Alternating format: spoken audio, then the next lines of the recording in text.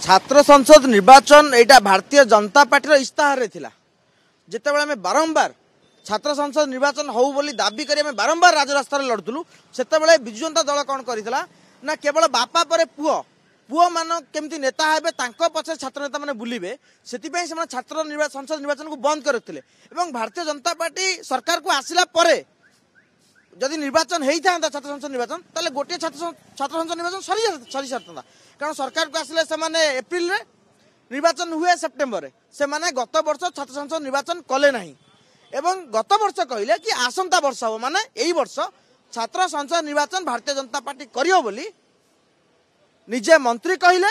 मुख्यमंत्री कहले एवं एबीपी रो कार्यकारिणी सम्मेलन में जोग दे मध्य एक कहले किंतु वर्तमान जो परिस्थिति एबीपी सारा राज्य रे संपूर्ण रूप से बैकफुट रे कहीं ना एबीपी रो जने छात्री सौम्याश्री विषय को से न्याय दे पारलेनी जो कॉलेज रु पिला मानक से न्याय दबा कथा शिखाती से न्याय न पाई जीवन हारिला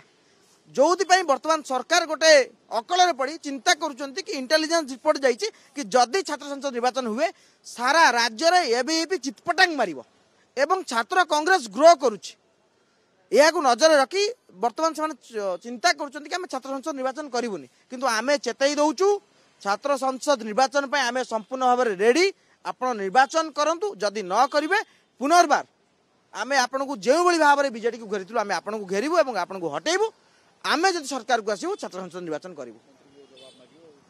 निश्चित भाव में आम मंत्री को जवाब मागिबू मुख्यमंत्री को जवाब मागिबू आपण देखो पूर्वर आम जवाब मागिचु छात्र संसद नहीं आम मुख्यमंत्री को बासभवन घेराव करूँ मंत्री को बासभवन घेराव करूँ यूनिवर्सिटी जीवु कॉलेज जीवु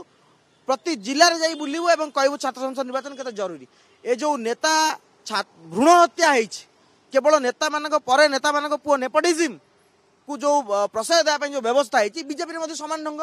बर्तमान नेता मान पुओ मान सब नेता आसीगले से चाहूना नुआ नेता या आम या करईदेबुनि छात्र संसद निर्वाचन करैकी रखिबू ना गादी छाड़ दियो आमको सरकार को दियो आम छात्र संसद निर्वाचन कर पारना।